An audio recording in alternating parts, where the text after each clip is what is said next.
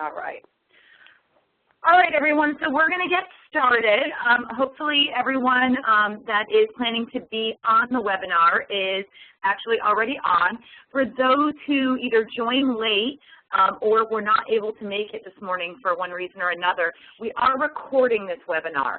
And so over the next week or so, we will be able to distribute that, and we will distribute that out to all of the coaches as well as the administrators. So that way that can be sent out to those individuals that do need to listen to it and get some of the information that they may have missed today. All right. So today we're here to talk about building effective partnerships. This is going to be a really concrete role clarification training for both care coordinators and for family partners. So we're going to be talking about several different pieces this morning. And this is going to really be kind of the who, what, where, when, and how of partnership. So some of the goals that we've scheduled for today's webinar are that we want to provide some clarity around the role of care coordinators and family partners in wraparound. We understand that introduction training provides a lot of concrete information for care coordinators on what they need to do. But that, you know, in the months that we've been coming to New York since that, there's been some level of confusion around kind of what the role of the family partner is and how they can also partner with care coordinators as well as with families in the wraparound process. So we want to make sure we touch on that and clarify that for you all. We also want to talk about the tasks and responsibilities of each role. And we're going to do that by dividing it into looking at the different phases of wraparound. So we'll go more in depth into that. We're then, according to each phase, going to highlight where partnership and collaboration between the two roles can occur in the process and how that can best occur throughout. And then finally, we want to make sure that for each phase of wraparound that you're all clear on what products should be produced out of each of those phases. So what are the products that the care coordinator is responsible for, and what are the products that the family partners are responsible for? So that's going to be kind of where we focus today. We will have a short period at the end of this webinar for some questions related to the materials that we present here today in case there's any needed clarification. So in terms of other implementation challenges that you may encounter when you go back to the field, we want to make sure that you continue to seek support from your local coaches. We have 5 local care coordinator coaches, and then we have 3 parent-peer support coaches.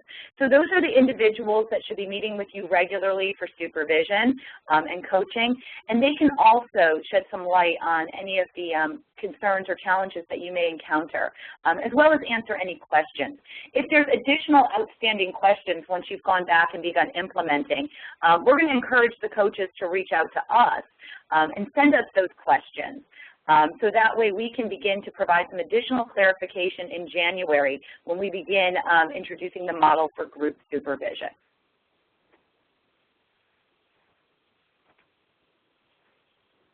So let's talk about the role of all team members. When you've seen successful teams succeed, that's kind of redundant, isn't it? You know, what are the elements that you see present? I think probably all of you can think of a time when you've either, you know, worked on a team that's really soared or have seen teams really soar. What are some of the elements that it takes to really get people working together? And when we talk about a team, I think sometimes the term gets confused because we often refer in wraparound to the team, but really what is the team? Right now I'm talking about the team in general, but more specifically the team of the family partner and the care coordinator, because what I've seen happen often across the country when I train family partners and care coordinators is that there's always this angst around, you know, how do we work together? How can I, you know, depend on someone else to do work that I think that I might be responsible for, and how do we get that done? And so if you think of of really what it takes to build any kind of team, any kind of partnership, really, not even just team. Communication is number one. Being able to communicate with one another, and also being able to follow through, doing what you say you're going to do, and making sure that that the other person can trust you, and that you can trust that person, that you will both follow through on what you say you're going to do. There are no heroes in wraparound. And when I say that, I want you to think about it, because I think oftentimes what we see is a family partner or a care coordinator that, feels like they're the one that's going to save the day for this family. And, being in the healthy profession, we often are in that place where, it's our role to try and support or fix something, and we're focused on that. But in wraparound, it's about the team. It's about the whole team working together and being able to make it work. And so, you've got to, if you're one of those folks that likes to be the star, you got to step back a little bit and, share the glory with the team. I often compare it to, the baseball players that like to get up to the plate and hit that home run when when it's not the right time to make the home run. So you've got to step back, and you've got to make sure that everyone on the team is being a star and not just you. And a lot of that depends on being able to partner.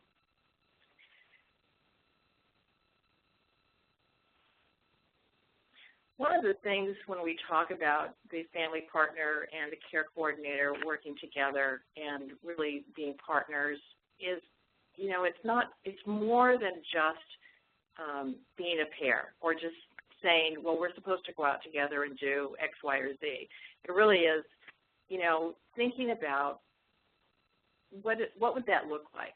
How can you be mindful of that rather than, calling up the family partner or calling up the care coordinator and saying, hey, we've got a new family, when are we going to schedule to go out together? And then just, automatically doing that. You've got to really think about, why are you going out together? What's the purpose of it? Why would you send two people rather than one? And, when it comes to families being supported, what we realize is that sometimes it takes a team. It takes more than one person. And what we also realize is that everybody has different perspectives on what can happen. And so we want you to really be mindful when you're planning to go out and work with families about what it is you're going to do, talking to one another, deciding who's going to do what, not being duplicative, not scheduling way too many meetings for a family that, might have 6 kids at home that they're trying to manage, and then, you're calling them and saying, hey, we're going to show up, 3 times this week because we want to meet with you for 3 hours. And, I'm over-exaggerating, but you get the point. We've got to really be careful about we're not being more of a burden on the family than if we were not involved in them. So up on the screen, you can see the qualities of an effective team member. And I'm sure you've all seen them before. But that, being able to be reliable, being able to listen actively to one another. And it's not just about listening, but it's really listening actively enough to really be able to know that there's agreement there, to function as an active participant. You're not going to go into a partnership or a team and just sit back and just watch everybody else take the lead. You've got to be able to share openly, and probably the most important piece of it is to be flexible because as you all know, if any of with your own family, that, there are times when things just don't go the way that they were planned. And it's not the end of the world. You just back up and, you think about, okay, let's approach this a different way and do a little problem solving. And always, always, always be able to respect one another and be supportive.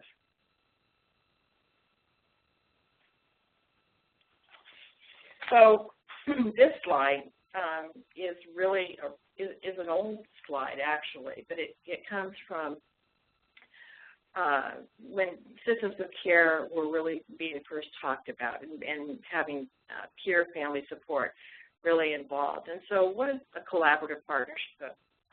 It's really about, you know, partnering with one another, but realizing that equal partners doesn't mean that parents and professionals assume each other's roles, but that each respects the other's role and contributions. And so we all bring our contributions to the partnership.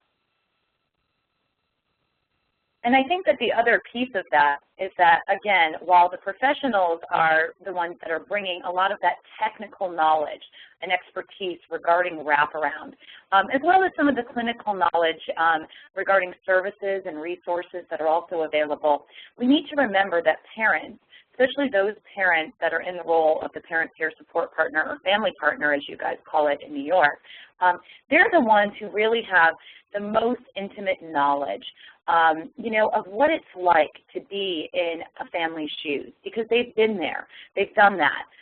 They've got the T-shirt to prove it, probably a couple of T-shirts to prove it. They understand that the expertise that parents can provide about their children and about their family and about the unique skills and capabilities, values, beliefs, and preferences of families is hugely important in order for wraparound to be a success, and in order for this process to be something that families experience in a different way than they've experienced services before. So I think it's really important for us to be able to understand the value that each role, the care coordinator and the parent peer support partner, really bring and contribute to the entire process.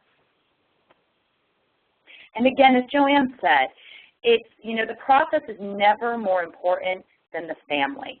And so, again, we need to ensure that we are not so focused on the tasks that we're there to accomplish for our role individually, but that we're constantly looking to how is this impacting the family, and how is what we're doing supporting, you know, wraparound in moving the family forward to achieve their goals that they've set for themselves. So we're going to start by looking a little bit and doing an overview of the role of each, the care coordinator and the family partner. And so when we look at this, I think that what sort of pops out is that there's three primary areas of responsibility that the care coordinator has. So the first would be team development.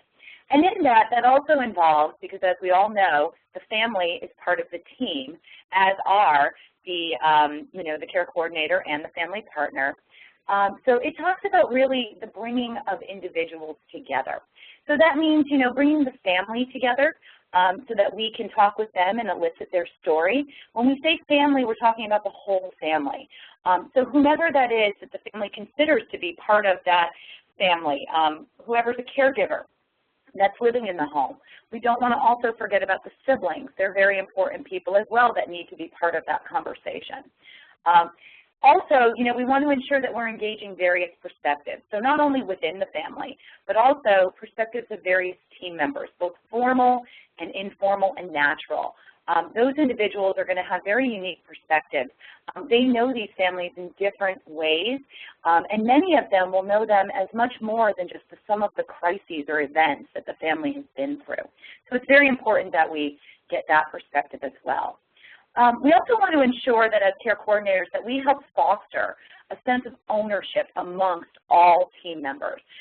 That's one of the reasons why we really look at establishing a team mission, is so that all team members have goals that they can work towards in engaging in this process with the family. There's several other things that we do within the team. A lot of that oftentimes involves managing conflict, mediating conflict, and we oftentimes have to do that in order to bring different individuals into the team process. Sometimes there may be mandated individuals, professionals that the family may struggle to understand the value of having them at the table, and we need to talk with them about that. And the same goes for having some natural and informal members at the table. You know, we really need to start building rationale and talking about how can we create safe environments for teams to be able to accomplish and work towards goals in wraparound. Another role of the care coordinator that I think is really important is, again, what we're talking about here today, is that partnership and collaboration with the family partner. You know, that is a tremendous piece of that team process. And establishing that partnership from the moment the referral comes in is hugely important, and role modeling and demonstrating that throughout all the phases of wraparound is what's going to really help to propel this process forward. And again, you know, having family partners in wraparound is a tremendous asset to the process, not only for the family, but for the whole team. Care coordinators are also responsible for ensuring plan development. And so a lot of that has to do with developing that initial plan of care, as well as the subsequent plans of care. So they're always looking for results. So they're checking for outcomes, they're checking for behavior change, they're checking for movement towards need met and vision achieved. It's the care coordinator's job to ensure that people are following through with their commitments, and you know, that everyone on the team is involved, not only in, you know, in the brainstorming and strategizing process, but that everyone leaves with something to do. So that way they feel like they're a valued member of the team and that them being present is meaningful to the process. Again, the care coordinator is also the one that is responsible for documenting all of that. And we're going to talk a little bit more about that in a few. And then finally, meeting facilitation. So again, the care coordinator is the one that's standing up there and they're leading the meeting. They're going to be facilitating the process, ensuring that everyone is working together. They're going to facilitate that decision making, that choice, that ownership, and they're also responsible for managing time and ensuring that the meetings are continuing on a regular basis.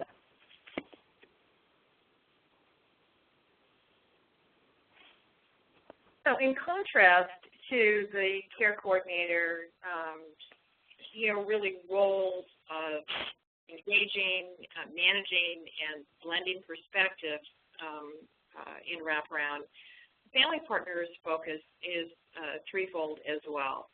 And I think oftentimes we think that about family partners as their role just being working with the family and you know, and supporting the family. But really there are other focuses, and you'll see those up on the screen. You know, their work is focused on working with the family, but also working with professionals, and then also specifically working in wraparound when we're talking about a wraparound process. There is a difference between family partners that work in wraparound and don't work in wraparound in what they do.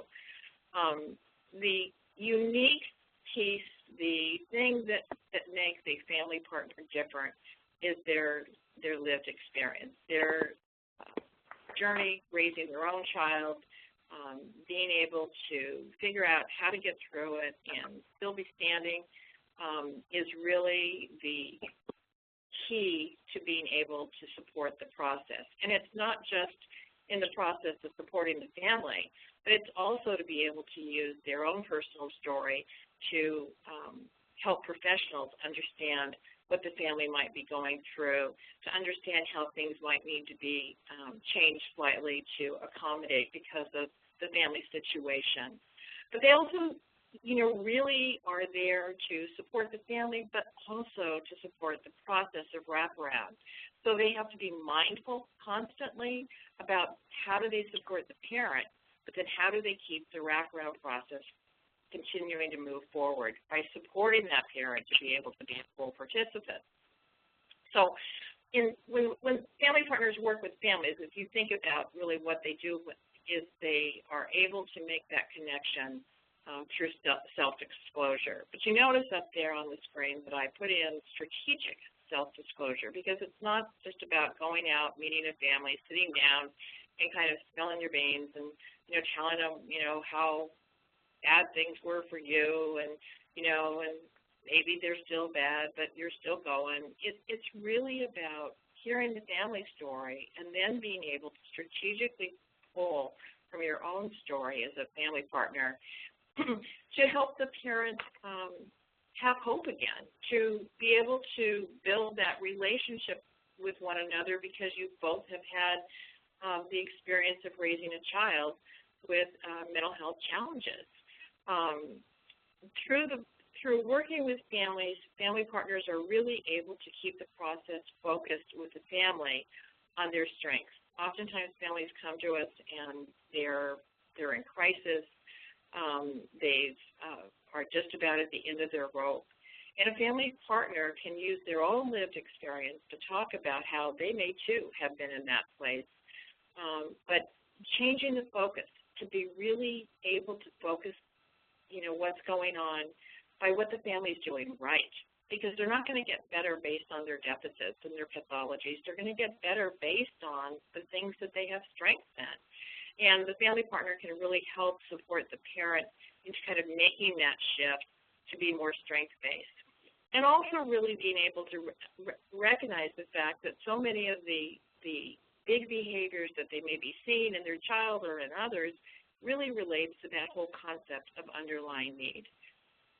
Again, the family partner, is able to do that by illustrating parts of their own story to support the parent and to be able to make that shift.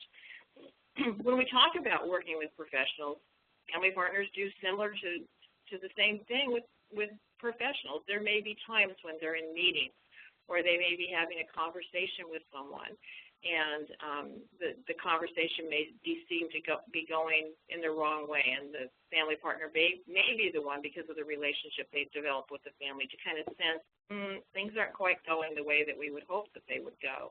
And they're able to then help communicate, first of all, respect and acceptance of the parent's perspective, even when they don't agree.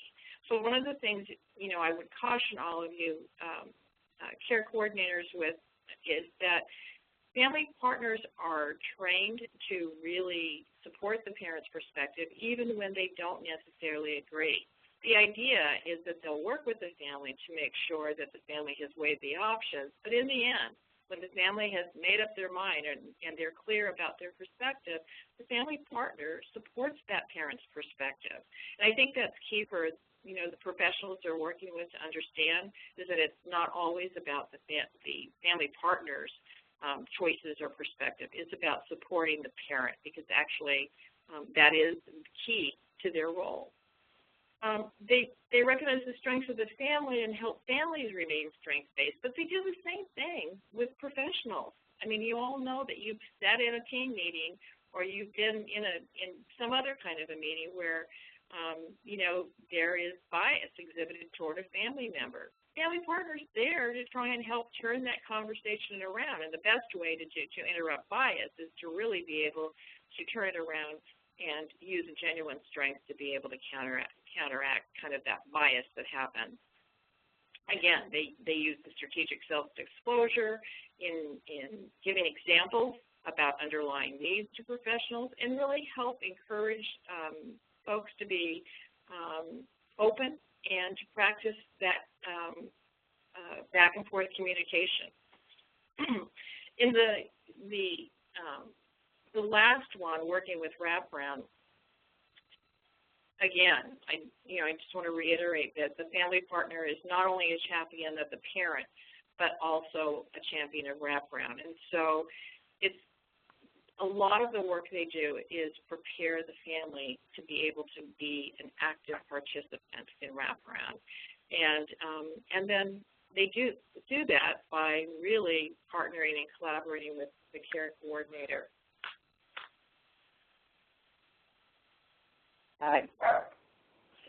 All right, so now we're going to move into some of the specific tasks of each role in each of the phases of wraparound. So I want to start, because I know that in Orange County you guys do things slightly differently than some other places, where you have a central intake unit. And so I want to talk a little bit about transition from intake to, I think, the formal care coordinator and family partner.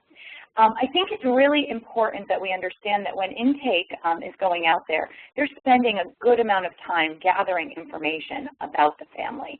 And so we want to ensure that we have intentional transitions from intake when that's how the case originates. We want to make sure that the family doesn't have to repeat the exact same information again and again and again.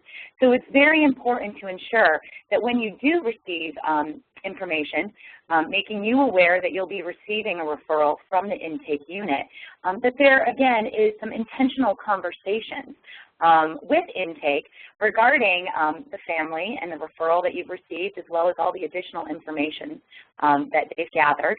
And that there also is a scheduled, intentional, initial face-to-face meeting where that transition from intake to the formal care coordinator and family partner can occur.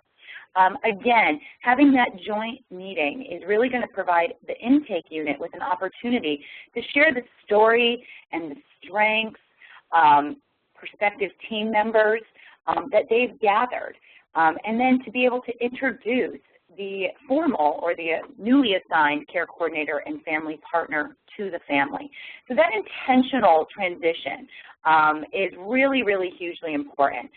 It supports that rapport building. It helps the family to see that everyone is working in partnership with one another, that there's not gaps in the process, that there has been extensive communication so that the newly assigned care coordinator and family partner are on the same page with the intake unit.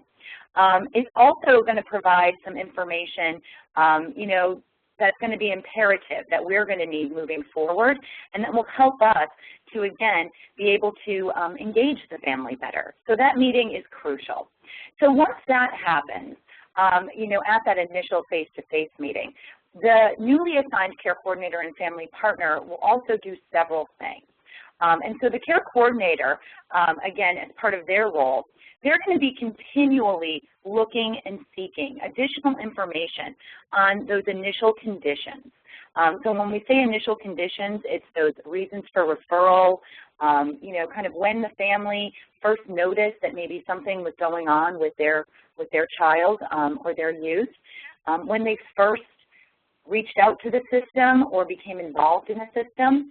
And it's not just about those events, but it's about kind of the meaning of those events. So, you know, how did the family get through those tough times?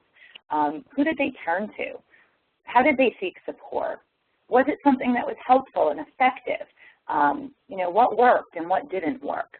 So it's really important that they assess that, and from that, you know, begin to pull out some of those strengths and better understand the context of the behaviors that we're seeing. The care coordinator also, during that engagement and team preparation phase, needs to be assessing for safety. We understand, you know, that families have arrived at wraparound because oftentimes their needs exceed what's been available to them through services or in their community previously. So we want to make sure that we really assess for those safety risks, the reasons for referral, what got them involved in wraparound, and that we develop a very concrete, detailed, and specific safety plan that's both proactive as well as reactive. So our goal is always to prevent that crisis, but you know, if something is going to happen, that everyone knows exactly what they need to do in order to resolve that crisis or that safety concern. It's also the role of the care coordinator to ensure that they're explaining wraparound in a way that encourages participation. So explaining it to the family in a way that helps them to be able to understand in concrete terms what this process is about. In a way that helps them to understand and build rationale for the inclusion of, you know, the formal and informal supports in the process. It's also the role of the care coordinator to ensure that they're explaining to others who are going to be joining the team, you know, about wraparound and, you know, and why it would be important for them to be part of this process and support the family in meeting their goals. The care coordinator also, you know, is going to be completing a family story. And so again, that's something that, you know, is going to be a balanced, comprehensive family story that doesn't just talk about the traumatic events, or as I like to say, the trauma and drama of a family's life, but provides meaning to those events, you know, and looks at the strengths, again, of how they got through those, you know, their vision of a better tomorrow, what their goals are, what they hope to accomplish in engaging in this process. And then also helps us to understand, you know, from a relational perspective, you know, the family. What are their values and beliefs and their traditions? You know, who have they turned to before for support? You know, what do they do on a daily basis to manage? So we want to talk about all of that. And then it's also the care coordinator's job to ensure that they are developing 10 need statements for each individual in the family. So again, we start with thoughts and feelings, and then we translate those into underlying need statements using the words know, feel, or understand in order to help delve deeper and understand the why behind the behaviors. So why would anyone need to be behaving this way? Or what is that hole in the heart that is driving people to behave in ways that they know that they shouldn't, or do things that they shouldn't, but preventing them from doing what they know they could or they should be doing. And then finally, we want the care coordinator to be the one who really arranges that initial child and family team meeting and sets that pace for the team as well.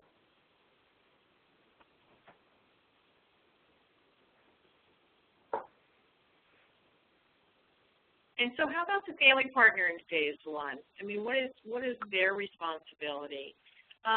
You know, in thinking about, you know, what Kim was talking about is the intake and making that smooth transition. I think from my perspective, I would come up with a catchy name for Kristen and Becky. Maybe we might want to call them the engagement specialist or the welcome wagon. If we're thinking about being creative here, Kim. Yes. They're going out and they're doing stuff together. I mean, and just as the family partner and the care coordinator are doing, you know, they both are looking at the family story. They're both looking at trying to understand what's happened, you know, what's the crisis, why is the family struggling, why is the youth struggling. They're both looking for strengths and they're both looking for needs.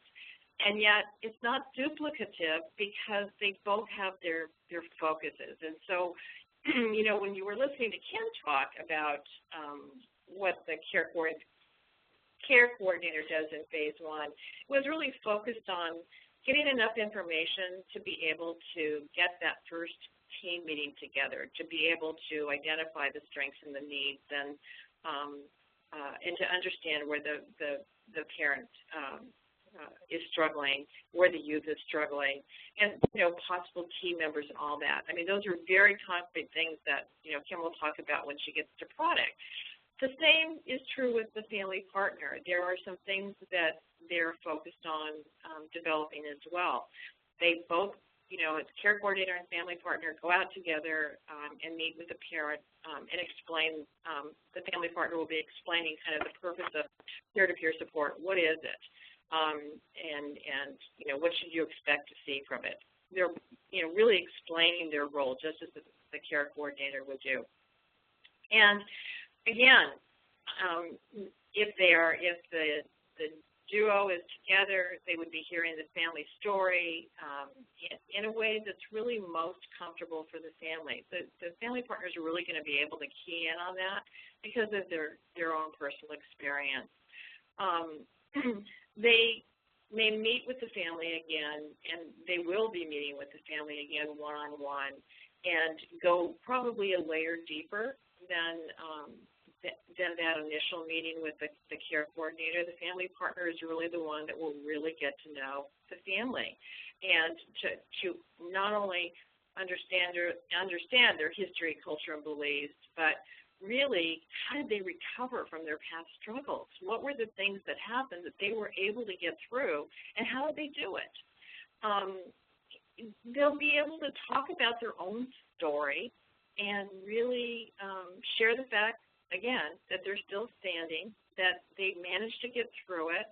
And for some of us, sometimes that depends on, you know, the time of day or the time of year. But we've managed as family partners, and that, you know, living kind of example of being able to provide hope to the family is so crucial to the role. The products that they'll be walking away with out of their meeting with the family is something that's called the Parent Strength Survey.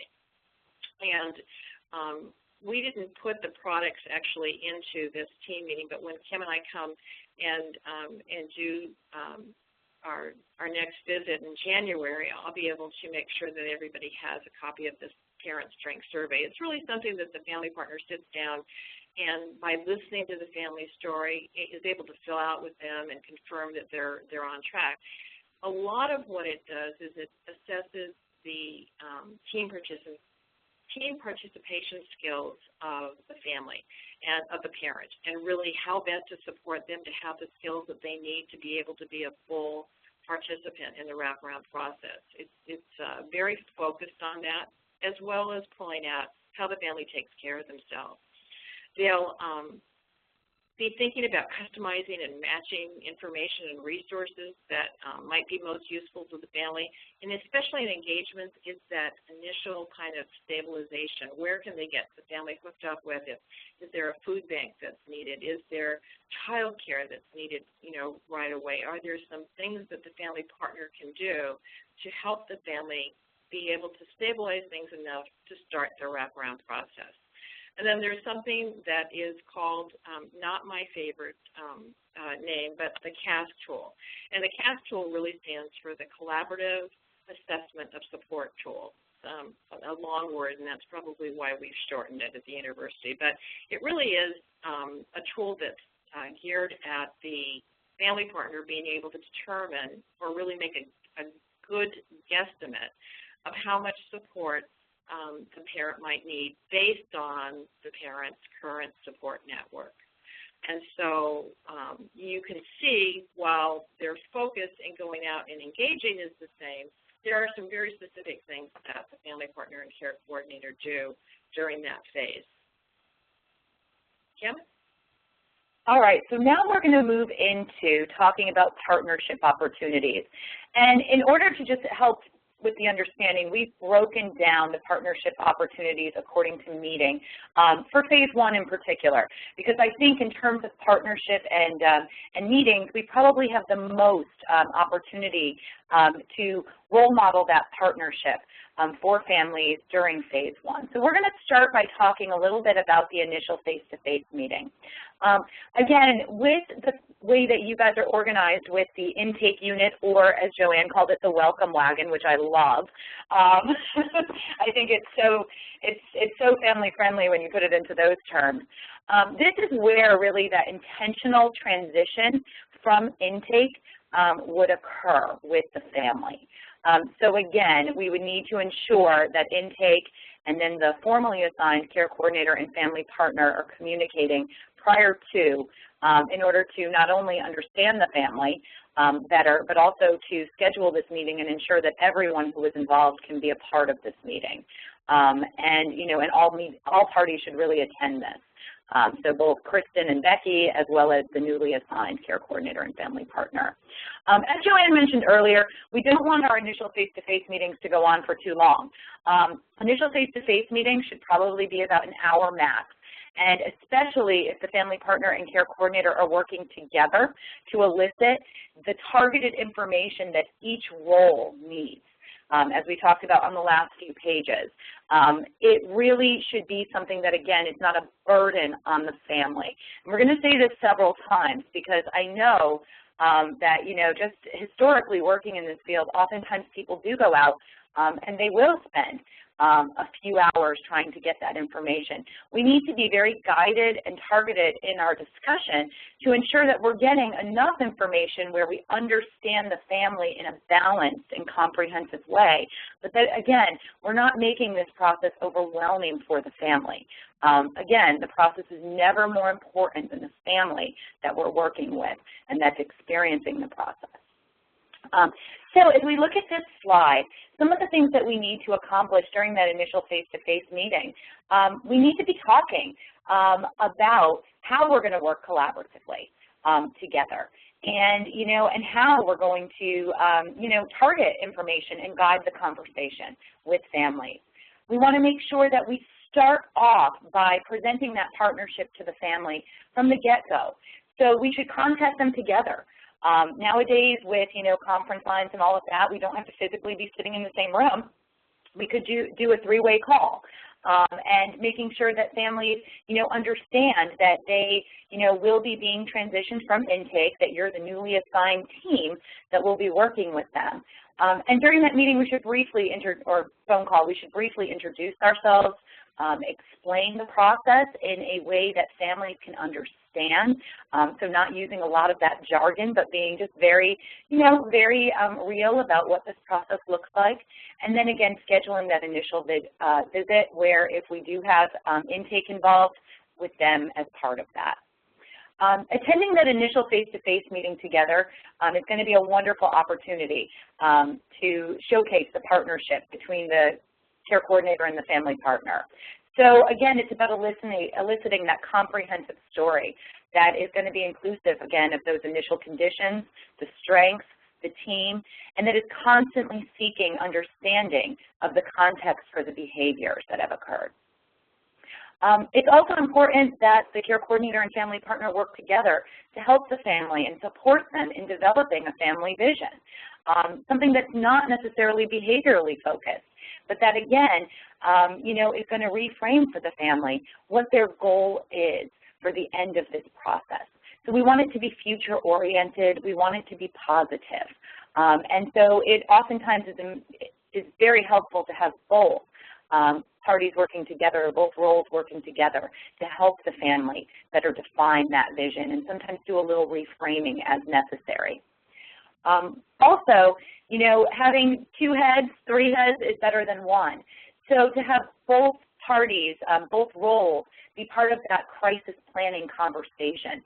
This is going to help us to ensure, again, that it's a really detailed, concrete crisis and safety plan that can be utilized and implemented. It's a plan that builds off of what's worked before in the past. It also builds off of the important people who have meaningful relationships with the family, that it crosses multiple settings so that we're not just talking about the home environment, but that we're looking at home, school, and community as appropriate. And so that partnership can be really huge in coming up with some strategies and ideas to move from proactive planning to reactive planning as needed. And then finally, collaboration at that initial meeting around buy-in from the family around the team development. I often hear care coordinators say that they struggle with this. And so this is a great partnership opportunity, because I think that a lot of family partners who have been through wraparound can speak to, the importance of having a team and how that, how that can really make this process different from the other services and supports that they've been involved in before. So that's the initial team meeting. Following that initial face-to-face meeting, the care coordinator and the family partner should be, again, coming together to communicate. Yes. I'm just going to insert that we slightly moved the slides around. This was previously slide 13. In case folks with this, I just want to remind them. Okay, thank you. So again, this is going to be really, an opportunity for the care coordinator and the family partner to come together outside of that initial face-to-face meeting. This is a great way to ensure that we're sharing information. As we talked about before, while there may be similar activities that are occurring during phase 1, each role is looking for different pieces of the puzzle. And so this provides an opportunity for us to come together and to talk about what each of us gathered from that initial face-to-face meeting. Again, there may be, different things that were gathered around the initial conditions. There may be strengths that one person heard or was able to identify, and the other person maybe didn't, sort of see it in the same way. It's also going to give us greater insight into the team and, who are those meaningful, relevant, important individuals that, that should be part of this team process and need to be at the table in order for this to be effective for the family and for the team. And then also kind of looking at that context again for the behaviors in terms of moving forward with identifying underlying need statements. So this is all very crucial because this is going to contribute to some of the products that are going to be produced by each role. So that information really does need to be intentionally shared and discussed. This is also an opportunity to discuss who is best suited to approach and engage certain team members. So perhaps, there is, the family partner may have a relationship with someone else on the team. It may be somebody that we're looking at from a professional realm that they already have a relationship with because they've worked with them on other teams. The family may indicate that they feel comfortable engaging their natural supports, but they don't know how to explain wraparound. And so maybe the family partner would support them in that process, whereas the care coordinator would target the engagement of others. So we want to have intentional conversations about how that's going to work too. So again, we don't want to be duplicating efforts. We don't want the family to have to go through and duplicate things, and we also want to make sure that we're each working smarter, not harder, in terms of engaging team members as well. Joanne, is there anything else you'd like to add? I think you've got it, Kim. Good. All right. So now we're going to move on to actually the family partner meeting. Okay. So, and I hope that we're not confusing you all about this meeting and that meeting. And, I actually put in here that this is an interim meeting. But, you've got hopefully, that meeting, that very initial meeting with the family by the care coordinator and family partner happens together. I think that one of the things to think about, because it does take extra time and effort to manage getting two people out to meet with the family rather than one, but one of the things that I think is really important to remember is that you are trying to gather a team together. And if we, as the professional partners working with families, are not able to manage that between the family partner and the care coordinator, it's probably not a great example for the family that we're going to, that they're going to be able to manage it with all the other folks that we're going to expect to be as part of the team. So it really starts with us in the very beginning, that ability to, to take the extra time and effort to talk to one another and then schedule that meeting to go out together initially. After that initial meeting, the family partner will then, hopefully at that first meeting, will schedule the second meeting, but if not, they'll meet with the family individually, one-on-one. While in the initial meeting with the family partner and the care coordinator, when they meet with the family, the care coordinator has to be prepared to allow room for the family partner to share parts of their story because it's just necessary for them to be able to make that connection. And I know that traditionally a lot of times that happens just one-on-one between the family partner and the care and the parent. But in our model, it's really about being able to get folks comfortable with that ability to do that. And again, it's strategic sharing. It's not, the whole deal. So as the family partner goes back and meets with the family, again, one-on-one, really what they're trying to do is establish that peer relationship, to build that peer relationship that's going to support that parent through this whole process and hopefully in the end create some self-efficacy with the family. They'll meet with schedule that meeting to meet with the parent prior to that very first child and family team meeting, and they'll complete their tools. They've got the parent strength survey, the CAST, and then there's a connection and support map that really helps the parent think about the people that are involved in their life and how they support them in a little bit different way. It sounds like a lot of tools that have to be completed that, when Kim and I talk about a burden on the family, but really, as with the care coordinators writing the family narrative, so much of that comes out of that initial first meeting where you've really heard the family story. Almost enough that the family partner should be able to complete some of these tools almost without, and just checking in with the family. So get those tools taken care of at this interim meeting. And then after that meeting, usually the family partner walks away with a deeper understanding of what they've already heard initially and are able to then go back and meet with their care coordinator, share the information, and really help hone in on being able to assist the care coordinator in writing the family narrative and being able to prep for the needs and the strengths of the family. You think about it as having an extra pair of eyes and ears one more time that goes out while building that peer relationship, but they've really been able to hone in on the things that are going to be able to assist them at that first child and family team meeting. Great. All right. So when we say second face-to-face meeting, this would be the second face-to-face meeting with the family, the care coordinator, and the family partner. So again, it's important, as Joanne said, for us to continually be role modeling that team and that partnership within a team. And so we want the care coordinator and the family partner to be able to go back together to the family. And at this meeting, we're really going to be focusing on sharing the information that we gathered during the first meeting and preparing the family to be going into the initial child and family team meeting. So during this second face-to-face meeting, we should have a developed and written comprehensive family story.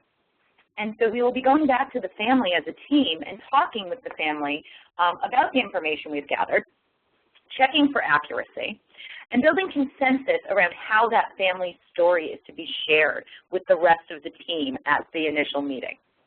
This is hugely important for families to understand that their story will be shared and to ensure that they're comfortable with how that story is going to be shared.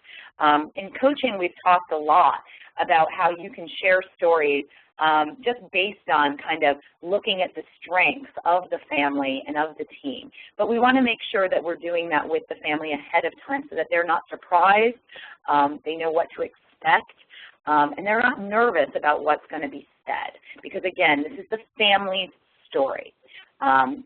We also want to ensure that throughout that interaction that we're reviewing those functional strengths that we've identified. So if we're not doing that in the telling of the story, we want to make sure that we have a list of strengths, not only for the family, but for those team members that we've gone out and we've engaged and have agreed to be part of the process. We want to review the family vision with the family to make sure that that is still their vision of a better tomorrow, that those are the goals that they want to work towards. We also want to ensure that we bring back our underlying need statements. So again, we're not going to bring back those thoughts and feelings. That's just what we use to develop the underlying need statements. But we're going to bring back the 10 underlying need statements for each family member. And we're going to ask families to look at those. And hopefully, if we've really understood the family story and begun to sort of understand the context for the behaviors we're seeing, we will also, the families will also connect to at least a couple of those underlying need statements. So we want them to prioritize 2 or 3 that they connect with. And those are going to be the need statements that we bring into the initial child and family team meeting.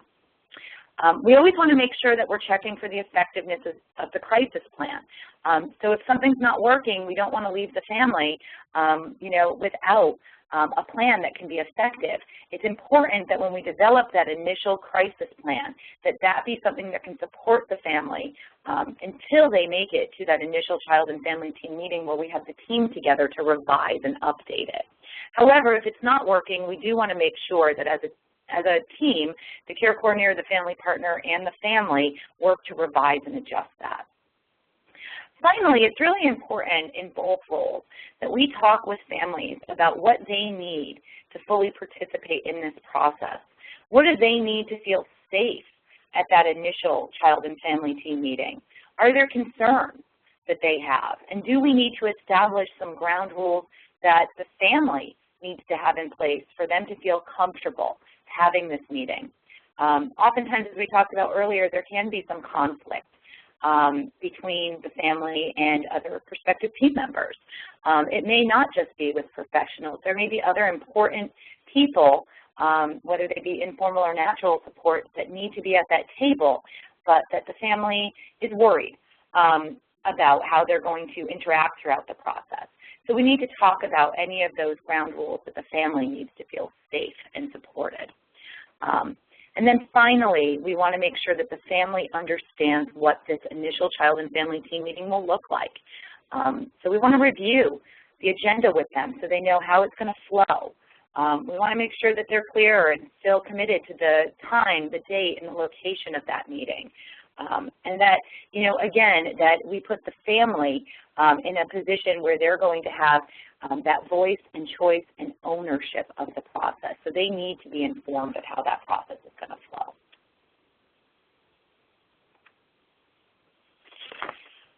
All right, so now we're going to just move into just briefly looking at some of the products that each role produces. So again, in terms of completed products for the care coordinator during phase 1, we should have a comprehensive family story. And as you see here, we talk about making sure it's documented from a relational as well as a strengths perspective. So again, that story should not just be about events on a timeline. That story needs to go deeper. We need to look at the strengths that are related to those events, and we need to look at the important relationships that have been there for the family and helped them to get through the tough times, as well as the good times in their lives. So we don't want to forget that, these families are more than a sum of the crises that they've had to encounter. There's a lot more to families than just the tough times. So we want to make sure we're looking at, what they do for fun, how they enjoy each other's company. What are some of the traditions that they have as a family, things that they do together. We also want to make sure that we have a detailed list of functional strengths that come out of those meetings. And that's not just for the family, but that's also for the team members. We have spent time hopefully talking with the family about team members. We've engaged with team members, and so hopefully we have a clear understanding of the strengths that they also bring to the table when they come into that initial child and family team meeting. Again, those should be very clearly documented. We also want to make sure that we have a list of the team members, individuals that are going to be present at the meeting, as well as any other potential team members that maybe we tried to engage and they may have been unavailable or we may have had difficulty reaching those. It's important for everyone on the team to be aware of some of the other important individuals in the family's life and who's there for them, whether or not they are physically at that initial meeting. And then finally, we're going to make sure that we have that initial needs list that will have been prioritized by the family, and that we have those 2 to 3 per person identified for when we walk into the initial child and family team meeting. Some of the details of things we also don't want to forget about: confidentiality, signed releases, making sure that we have all of the information of everyone that is involved in the process, and again, that as the care coordinator, we have taken the steps to ensure that we are prepared prior to walking into that initial child and family team meeting. That also includes ensuring that all of our Post-it notes or visuals are also developed and prepared. Those can be things that if that's done prior to that second face-to-face meeting, those can also be brought and presented to the family there. Oh, I think we skipped one. There we go. So as far as the family partner and the products that would be completed during this engagement and team prep phase, you've got, the 3 products. I also included the fans in here because I know that's a requirement also by the county, I believe. But the products, when you really think about what the family partner is doing, is they're all meant to inform. So they're tools that are done with the family that will really help inform the process. The Parent Strength Survey really helps the family partner kind of hone in on the areas where the family might be struggling or might struggle in a CFTM. It looks at those team participation skills. I mean, maybe you've got a family that has trouble with conflict management, with conflict, or they have trouble speaking up, or they're not good at delegating. It really identifies those pieces of team participation skills. It makes the family partner aware of where the weaknesses might be, and I hate to call them weaknesses, but the areas that they can then hone in on and support the family. They will share that with the care coordinator, and together the care coordinator and family partner can decide how in that very first CFTM they can support the family, for instance, if the family has trouble with conflict, and being able to manage that in the team meeting, or say the parent has trouble, really being able to express their opinion. They can create a situation by double checking with the family to confirm that of an understanding or agreement. I mean, there's a situation that can be set up that's going to support the family the best way they can to be able to participate. The Collaborative Assessment of Support Tool, the CAST, really identifies the family support system. But not only identifies the family support system, but talks about, maybe a family has tons of support, but maybe those people in their support network don't support them, don't buy into kind of what's happened with their child, and while they may have lots of people there, maybe those people are judging the family members or not really supporting them. So it helps again, inform the process. The family partner will be sharing the information with the care coordinator. And so when you get to that very first CFTM, you're aware of the situation of where there might be some, kid gloves that need to be put on to be able to manage it and make it go smoothly, and to avoid, any major conflict or hidden agendas. The connection and support map, again, as Kim talked about, getting those crucial supports on the team. It may not happen in the beginning, but really that's one of the things that the family partner will be doing all along. They will be supporting the care coordinator to make sure that they try and increase team membership, as well as supporting the family so that they can manage once wraparound is gone. The details of it is really around kind of an information binder that might include, a brochure that defines the wraparound process, any individualized resources that can be assessed easily, or including the family support organization or support groups or whatever that might look like. All of the contact numbers for everyone on the team, and also the completed tools, the connection and support map and the CAST that would be part of that binder. That binder is meant to be ongoing, and as the plan of care and other things are developed, the family can add all of that information so that it's kept in one place and help keep them on track during the whole wraparound process.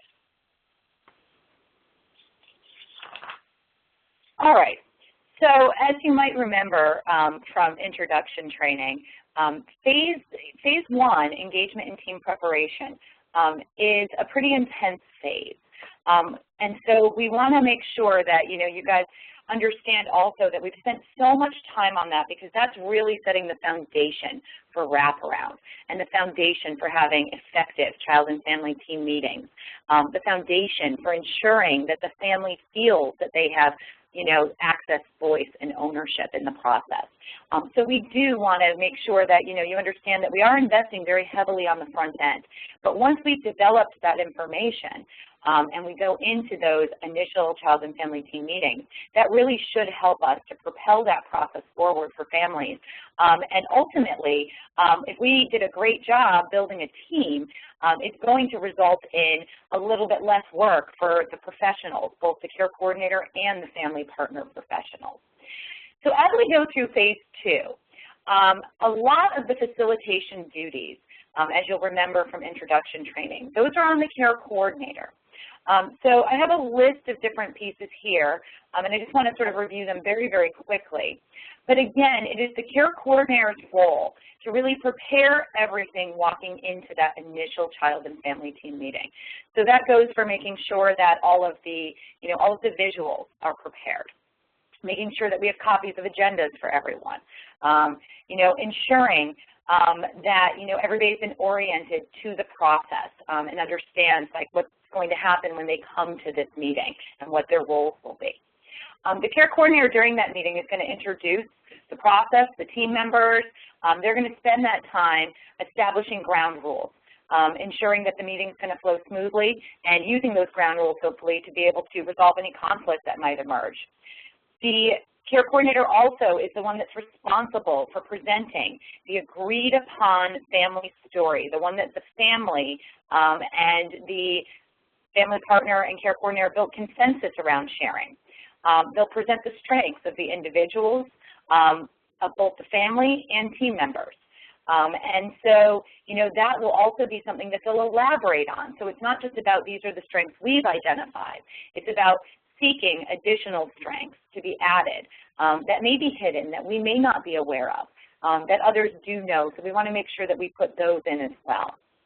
They're then going to be the ones that lead the process in terms of reviewing the family vision and guiding the team during this initial meeting to create a vision for what they hope to accomplish as a team. So again, we don't want to separate the family out from that. The family is also considered to be part of the team. So it is everyone there hoping to accomplish together. This is really going to help to build that sense of collaboration and cohesiveness of the team. The care coordinator will also introduce those need statements that have been prioritized from the family. And although this indicates that solicit additional perspectives on needs, we want to give everyone on the team an opportunity to sort of ask questions about need statements. As we know, underlying need statements in wraparound look different than many of the need statements or goals that may be put onto other types of treatment plans. So you may have some individuals who are at that meeting who need to have additional clarification.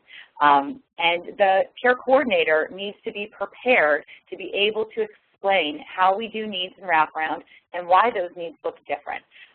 It's not uncommon that someone at the meeting, and it's not always just professionals, will give pushback and say, well, that's great, but they just need to start going to school. So you need to be able to explain why that's not a need statement and how we're looking beneath the behaviors to see what's driving them. Again, the team is going to prioritize those needs. So during the initial child and family team meeting, the care coordinator should guide the team as a whole to identify just 2, maybe 3 need statements max.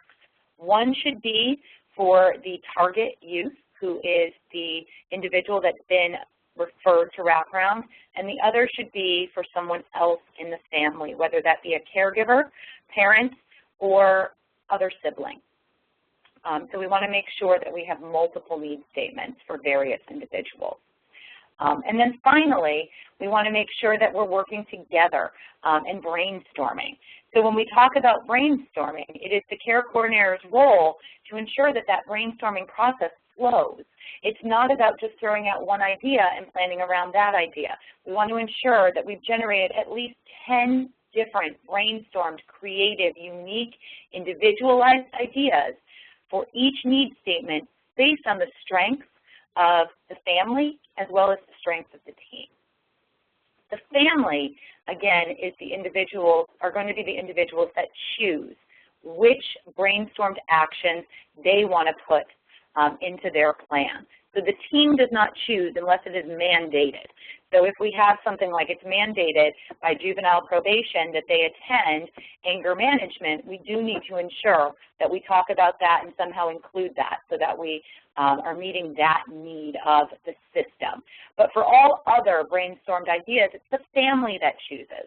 So the family is going to choose for each need statement. So if the need statement is about the youth, we want to ensure that everyone who's part of that family who lives under the roof in the house is choosing for the youth statement as well as the youth, and vice versa for others. Again, it is the facilitator's role to ensure that all of those tasks are concretely outlined in very specific and detailed manner. So when everyone walks away from that table, there's no question about who does what, when, how, and where. We want to make sure that we've addressed any challenges that may exist to implementing these strategies that we've determined. And then we want to talk about, again, how we're going to measure progress. How are we going to know that we've been successful, that we've been able to see some behavior change? And the care coordinator should also ensure that all meetings are scheduled prior to leaving that initial child and family team meeting. So we don't want to walk out of there and not have another meeting scheduled. We can schedule one meeting or we can schedule multiple meetings depending on what the need is and what's going to work best for the team. So as I've been listening to Kim, I think about, how clear she makes it about what needs to be happening. And, going down the list of things that need to be done, it sounds so very clear. And yet I know you're probably all going, boy, how am I going to get all this stuff done? What I want to say to all of you is that it takes practice. It may not happen on your very, first few families that you're working with, but it takes lots of practice. And I'm just going to compare it to really like hosting a party. And I don't know if any of you have hosted a party, but my guess is you probably have. And, you have a dinner party at your house, or you host a big event or something like that. You all know how much time it takes to prepare for that ahead of time. And you try and go through your list and make sure that, you sent out the invites, you bought the food, you cooked the food, you've made sure the house looks wonderful, the music's playing, the whole thing to make the party fun. And then when everybody arrives, hopefully you'll be able to sit down and enjoy it. And that's what we're trying to get you to. But there's so much detail that happens in that, that first phase that, for the facilitator really being the one in the planning phase where you get up on your feet and you've got to facilitate that crowd and get everybody on the same page. And it's, it's difficult. It takes a lot of wherewithal in being able to move forward. What you've got to remember is you've got, there's two of you that you can depend on one another to be able to move the process forward. So while the facilitator, care coordinator's on their feet, and conducting that orchestra, getting everybody moving in the right direction, family partner's there to support them as well as the parent. And during this planning process, while the family partner really is honing in on making sure that the family's perspective is heard and trying to communicate kind of the respect and appreciation for the family and what they've been through and all of the members' strengths, not just the family's members, but everybody else that's participating in that team. They're assisting the process to keep it moving forward. You're working together as a team to kind of make this kind of music that happens when you've got this partnership that's working. Family, you may have, as a care coordinator, you're up there talking and you're trying to keep things strength-based, and someone comes out of left field with, some, judgment or bias about the family. Family partner's there to help interrupt that bias. Hopefully they're doing it by utilizing someone's strengths to be able to counteract the bias, but that's why they're there in the team. They can support the care coordinator and the family to keep it moving forward. they may choose parts of their own story to help someone who's struggling, trying to figure out what's going on with this family, to understand what it might be like for a family member with a child with big behaviors. They're also continually listening to folks while, the care coordinator may be more focused on keeping the meeting running. The family partner's, listening to make sure is there somebody else that maybe we should invite to the next meeting? How can we get someone else involved in this? Or what other kind of backtracking or work do we need to do while this is going on? They're mindful of supporting the family and keeping the process strength-based, and they're mindful of being able to normalize situations that come up by using their personal story to keep things moving forward. And they're also mindful about truly being strength-based. I mean, you have to remain strength-based if you're going to do this process. But sometimes it's hard, and you need to be reminded to stay focused on the strengths. Keep things moving forward. And that's part of really what this planning phase is like for the family partner. So what are the partnership opportunities? Where are those areas of coming together? I've just mentioned several in this whole process. But like anyone else that sits in a child and family team meeting, a family partner will do a lot of what everyone else is doing, but they can start the process moving forward. You may ask, what are the family's strengths as a care coordinator, and it falls on silence. And then it's like, what do you do next? No one can name a strength for this family. Family partner's there to be able to keep the ball rolling, to get it started. And so the two of you can be teaming together, to identify the functional strengths and move into a team mission. And encouraging it, prioritizing the need statement, and really clarifying, for the team members about what it's all about. You're working together as a team. Family partner sits in that meeting as a participant and as a supporter of the family, but they also are there to help the other participants of the child and family team actively engage and get them really thinking about what needs to be done and contribute effectively. And I think one of the things I just want to add here is that I know both Joanne and I have worked, I've worked in models where, as a care coordinator, I have been partnered with a family partner, and I've also worked in models where I was not. And I just want to reinforce just having that extra person there who's part of the process and is there to support not only the family but support wraparound really does help to move the process forward. It takes a lot of that pressure if you work well with the family partner that you're partnering with. It takes a lot of that pressure off of the care coordinator to always be throwing out ideas. And so, if you guys can talk about how you're going to work together and, sort of strategize about that before you walk in, it can make the meeting flow so much more smoothly. Absolutely. So in terms of the products, the care coordinator is obviously going to be the one responsible for documenting a written plan of care. I'm not going to go through all the different pieces. I think you guys are quite familiar with that. But one of the things that I do want to reiterate is that we need to ensure that we are documenting exactly what we wrote during the meeting. So that means that we need to ensure that whatever went up on those Post-it notes or whatever other visuals were used, that is the exact plan that is also transferred onto the paper, and it goes into the system. That plan, again, should be very concrete. It should be very detailed, very specific, and we really do need to ensure that we've laid out that who, what, where, when, and how, so that everyone who receives that plan knows exactly what they're to do moving forward to support the family and to support the process. Again, that plan should be distributed to all team members.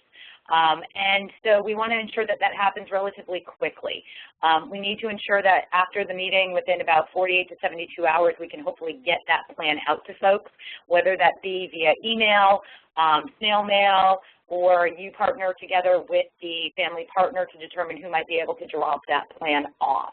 And again, as we said earlier, don't leave the initial child and family team meeting without scheduling other meetings while you have everyone there physically present. One is great, but more is also oftentimes helpful to ensure that everyone has that on their calendars, and you guys don't have to scramble to try and schedule dates that are going to work to get the team back together. So again, use all of the different resources we have, whether that be email or Facebook or whatever else seems to work best to ensure that everybody has that information. So you can see here that the products for the family partner during this phase are fairly slim because there was so much work done in that very first phase. One of the things I've been talking about family partners with is about a strength brochure. Initially, when Kim and I came in and were working with all of you, we had talked about the family partners doing an individual, strength narrative, like a paragraph that they would be doing with the parent. I think that, some of our confusion was that the care coordinator is also doing a family narrative, which is of the entire family, not just the parent. But there was some confusion around language, and so one of the things that we came up with is a strength brochure. And I can probably see Sue and Louise's head shaking right now because we haven't quite worked out the details of it. But think about this product as being really a very short written acknowledgement of the parent's strength, okay, the parent's strength, because we're focusing on the parent and the relationship between the family partner and the parent.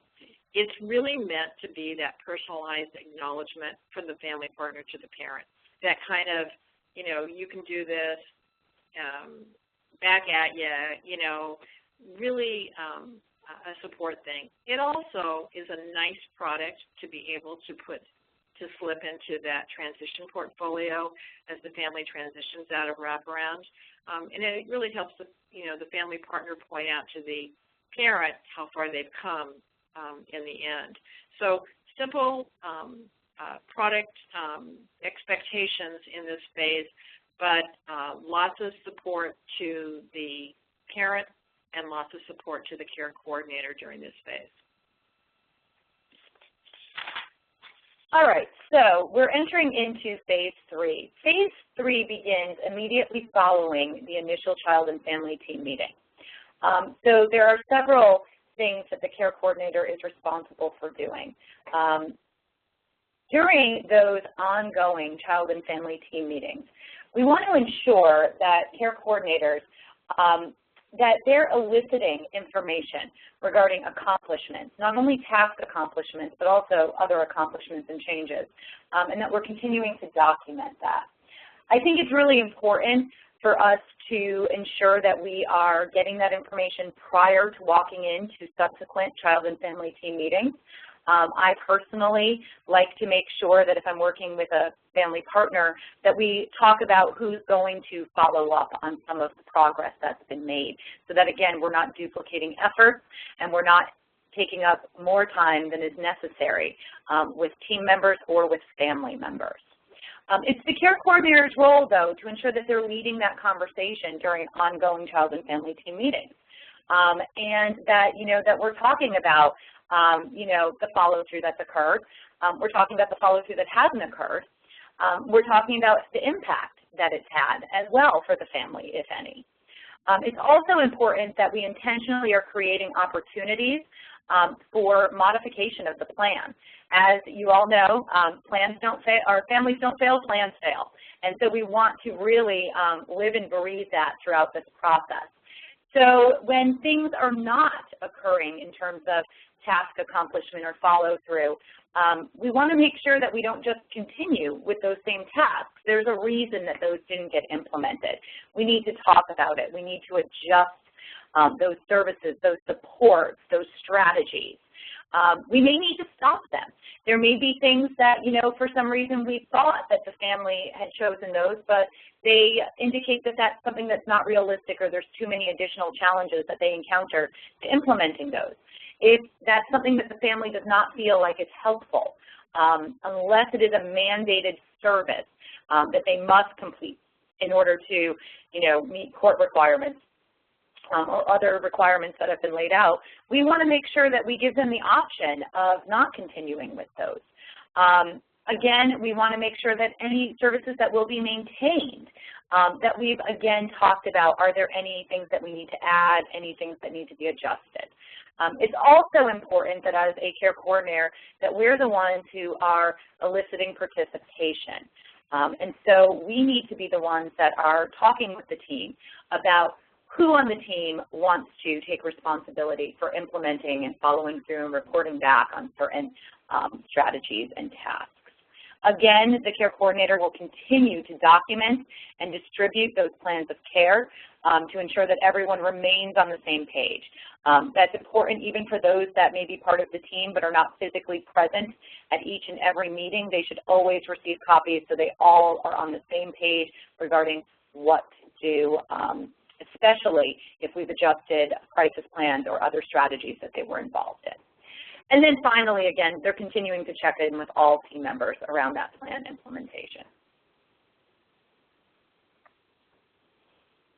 So during the phase 3, the actual implementation phase, the family partner may be redoing the CAS, the Collaborative Assessment of Support, that determines how much support the family has. And by redoing that and really hopefully have been adding or they'll redo the connection support map, they're able to sit down with the parent and really look at what progress has been made. Maybe in the very beginning, during the initial phase, the CAS showed that the family really did not have a support network, was not, and needed, a lot of individual time one-on-one with the family partner.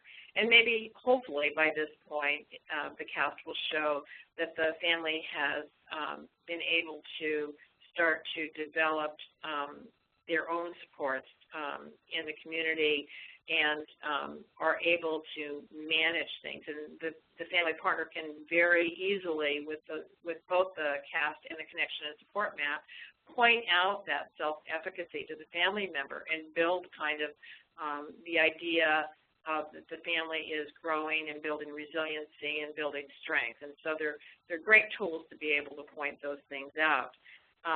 There is a lot of work that's done on the sidelines between the family partner and the parent, during all phases, but especially during this phase, because they're really, helping the parent bring any issues that arise back to the team.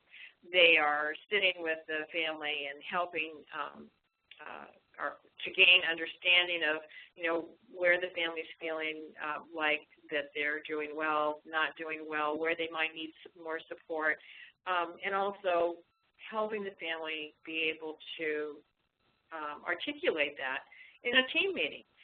They help them sort priorities. They, all of the things that that need to be done to really help the family be as much of an active participant and doing it on their own. I mean, it's really creating that self-efficacy.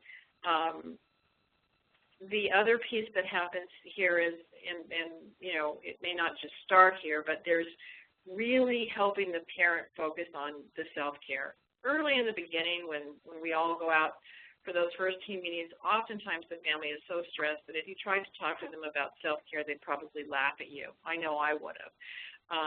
But hopefully by the implementation phase, the family's moved forward enough and has started to get, some relief from the situation and sense that things are going to get better and have started to, develop some hope again, so they can then start to think about their own self-care. And that idea of putting your oxygen mask on first before you support, your child or someone else. The same is true with family members. They can then start to develop some of those self-care skills. But again, this process is the family partner will be participating in the meeting, will be sharing information back and forth with the care coordinator, with the family, and doing a lot of sideline support with the family as well.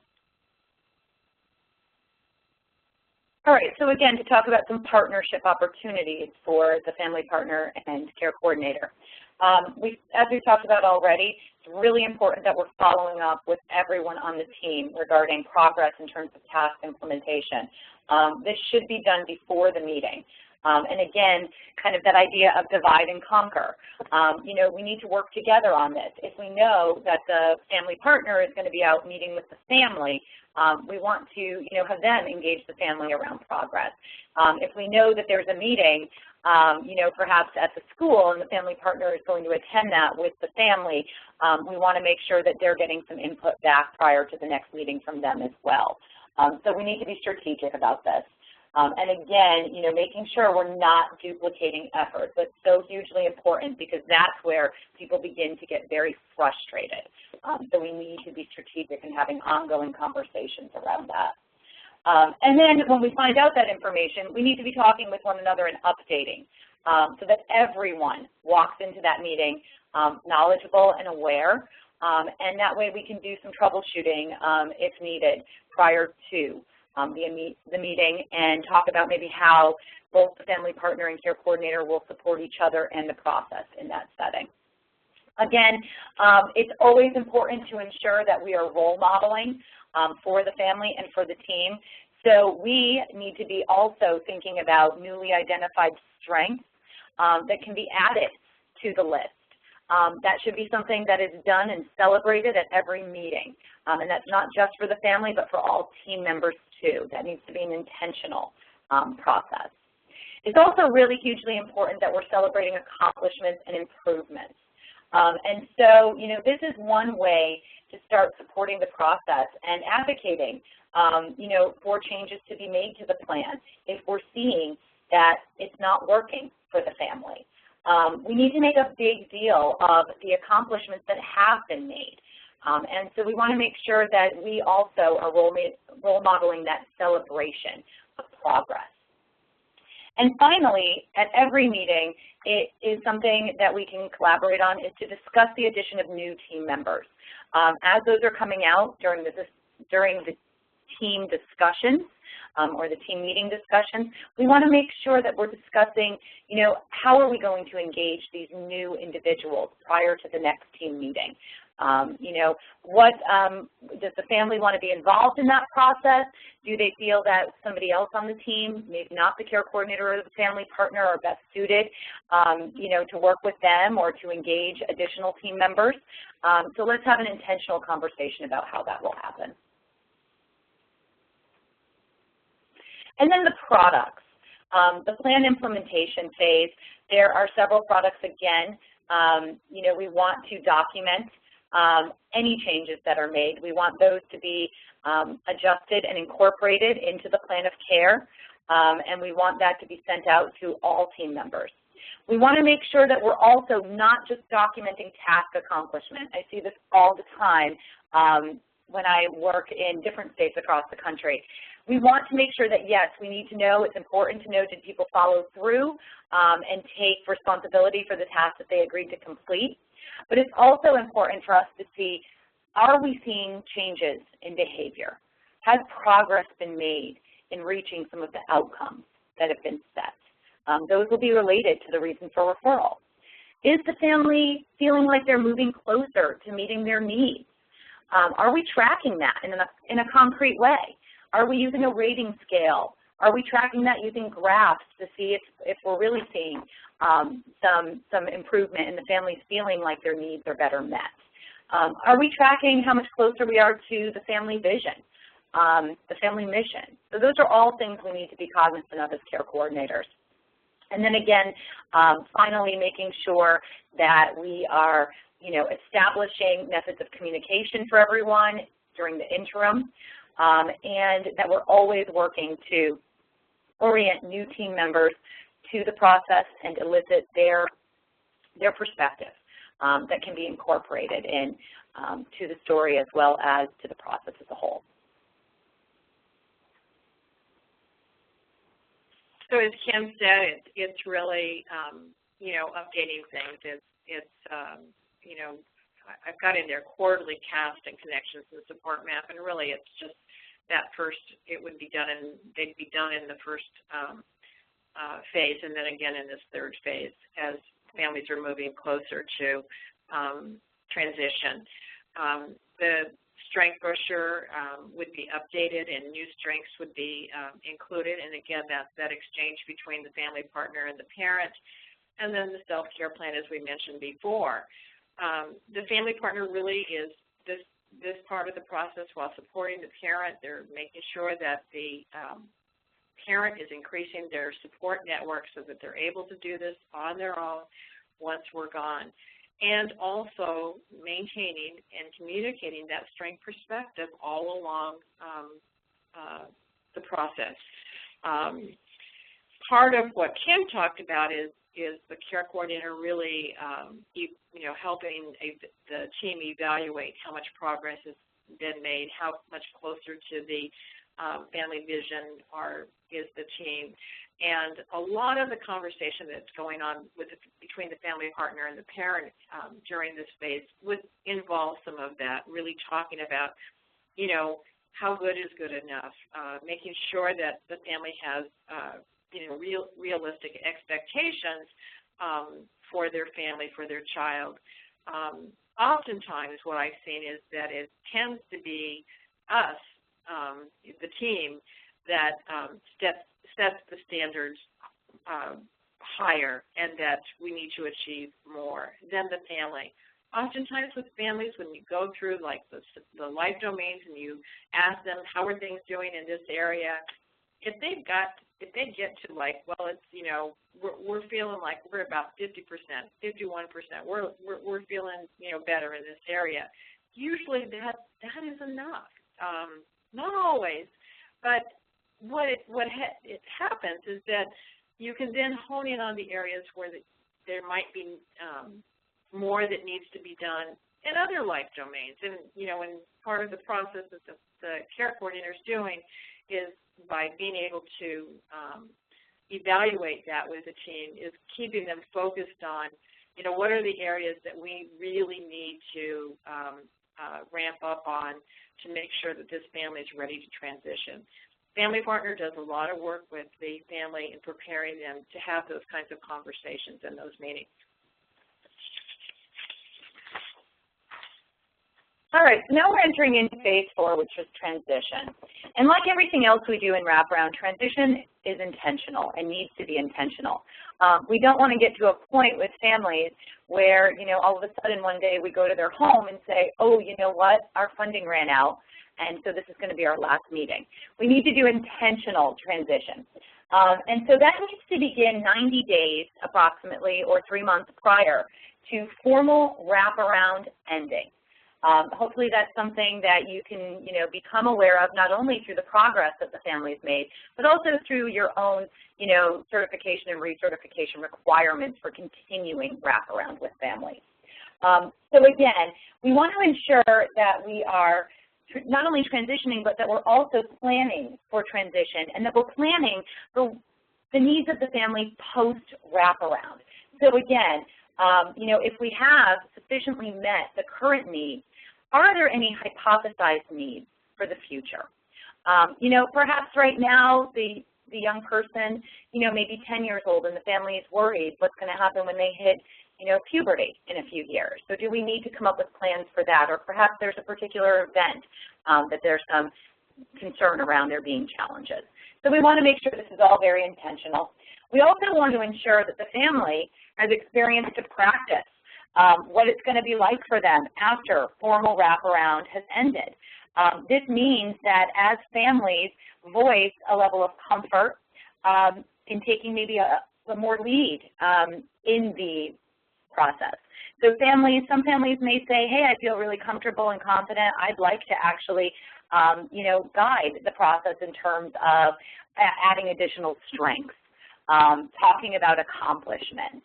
I've had some families that said, we really feel like we can lead this meeting on our own. We just maybe need you there for some support and direction. And that's great. We want families to do that. We also want to ensure that we are intentionally planning to help families become independent, self-sufficient, and sustainable. So that means that we need to look at what is our mix of team members. And by transition, we really should be seeing more informal supports than formal supports. It should really be an 80-20 mix.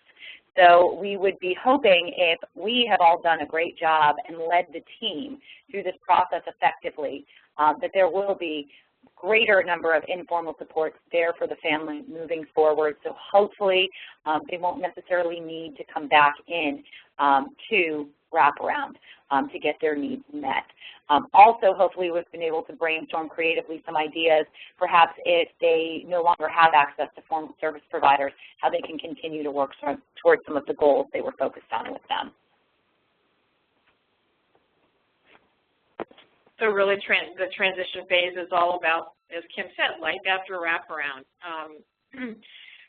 Hopefully, that we have been conscious the whole time in really linking the parent to the natural supports and community resources and providers that may be needed in the future. But one of the things I would ask you all to think about, and family partners will probably be able to go here with me, but when you have a child with big behavior, oftentimes those traditional supports that we tend to get families hooked up with don't always work. Getting them involved in a baseball team, and you've got all these other kids that, are on the baseball team together, and your child's the one that won't sit on the bench long enough to play the game, that they get up and they get in trouble for things that traditionally kids can learn to do, and maybe your child's one of those children that, is really struggling around that because of their emotional challenges or behavioral challenges. So it's important to consider that part of that support network needs to be getting families connected to other peer families. And by peer families, I mean other families that are raising children with challenges. And oftentimes, this is the key to really helping the family maintain life after wraparound, is having that peer network to be supported by. You can probably all look at the family partners in the room and realize, or maybe you can, I don't know, but my guess is that you realize that they support one another. And there are many days that for a lot of us that we can come into the office when you're a family partner and you're among your people, because you can sit down and you don't have to be worried about letting others know what's going on at home. You're among peers, and that is a crucial piece for the family as well during this process. We are really preparing the parent to manage, and part of that piece that the family partner will be doing in wraparound during this transition phase is, helping the family get introduced to, if there are future providers, to those future providers, going out and facilitating those face-to-face meetings. I mean, you can give someone a whole list of supports to be connected to or providers to be connected to, but, unless someone goes with you and really kind of makes that introduction more smooth, it won't happen. And so the family partner does a lot of that building and introducing. They may practice fire drills with the family on, if there's a crisis and this happens, what will you do then, so that it becomes second nature to the family. Hopefully that's been going on all along. They also do a transition portfolio during this last phase, and that would include everything that went into that original binder that we talked about in the beginning, but also the news story about the family's strengths and the accomplishments that they've made during this whole process, about their support networks, about phone numbers for people that they might need to be connected with in the future. The other pieces during this last phase is to really celebrate the family's achievement, to have I don't know, I don't like to make it to call it a discharge party, but, you know, whatever's respectful of the family's culture, it's time to celebrate at this point. Families are moving into a whole different stage where hopefully they can continue to make it on their own. The way you know if you've really made a difference is when the family goes through a crisis and they don't call you anymore. They manage it on their own. Or you show up at the child and family team meeting and the parent wants to facilitate the meeting themselves. You know that you've done your job when you get to that point. So the partnership opportunities here are, as Kim and I both have talked already about a lot of these, is just those purposeful connections, the aftercare options. Both the care coordinator and the family partner are working to make sure that all these things have happened. Kim mentioned, you know, what are the potential crises that could happen? What are some unmet needs that may happen when the child hits puberty? These all should be brainstormed. The partnership can really help hone in on these areas, and the care coordinator and family partner can really work to make sure that these things are happening. The key, I think, Kim, can you go to the next slide? Whoops. I skipped one. Go back, please. I think the key here is that, again, being mindful and really communicating. It's that open communication back and forth, not only with the family, but with each other, and making sure that the two of you are on the same page to make this work for the family that you're working with. Okay. All right, so in phase 4, a few products that I think we've already discussed is, again, that written plan of care is now going to become a written transition plan for the family. So again, it's going to be very detailed, very specific, and very concrete for the family, as well as the rest of the team, about what to do if there is a need that emerges, or if there is, you know, there are additional services or supports that are necessary.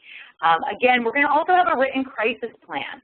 So we don't want to leave the family without a crisis plan because, as we know, you know, crises occur. So we want to make sure that they're prepared and that there's a plan on what to do if specific crises occur or if behaviors reemerge.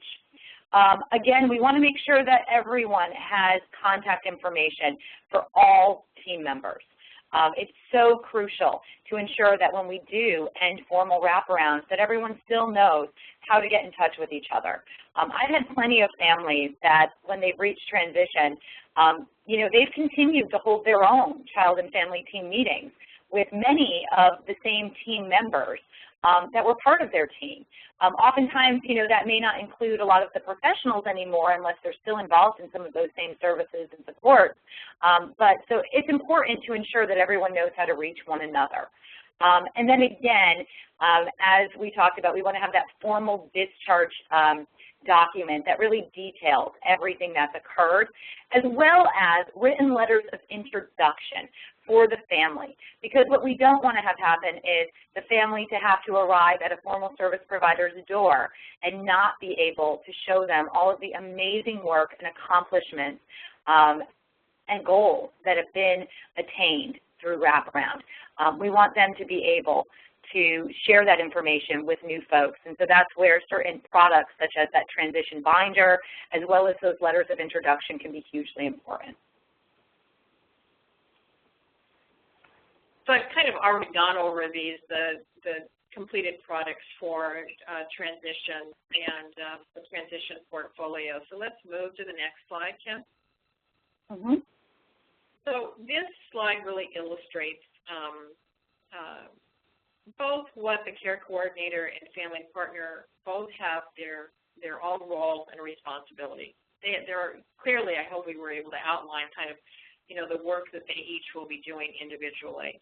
But there is, where you can see the arrow pointing down to that overlap in the middle, and it's probably a little bit bigger of an overlap than we've illustrated here. But there is that crucial piece where there's that coming together, that working together to really make wraparound work better, more effectively, support the family more efficiently, and really, hopefully, from what we see, and again, I will say to those researchers in the group that it's anecdotal. I'm still working on getting somebody to collect this data. But when we see care coordinators and family partners working together, we tend to see better outcomes in wraparound just because, we're supporting one another and the two of us are supporting the family in the team process. It just works better. And the last slide, I've got to leave you with a quote today. I wish it was a little zippier quote, but this is one that makes sense, is coming together is the beginning, keeping together is progress, and working together is success. And that's from Henry Ford. So we thank you for joining us today and listening to us talk at you for 2 hours. Kim and I are talking into kind of what feels like outer space there, not hearing you out in the crowd, but we've hoped that we've been able to kind of shed some light on some of the confusion that I think probably we were responsible for creating, and being able to help you understand what your roles are. Kim, where do we go from here? Yeah, well, and one of the things I do want to just mention is this is a first step. So this webinar is not considered to be the end-all, be-all of our work regarding partnership. We wanted to try and lay out concretely for you, again, as we said, those roles, responsibilities, partnership opportunities, and products. But this is going to be something that when we return to New York in January, Joanne and I will be continuing to work on with all of the local coaches that we're supporting in the certification process. And as well, we're going to be working on establishing a group supervision process that will hopefully support this partnership and these partnership opportunities for families, teams, and also the process. So we'd like to open it up now for any questions. So Adam, if you would mind unmuting the line, that would be great. And then if there's any questions regarding this webinar or any of the things that were discussed here today, please feel free to ask.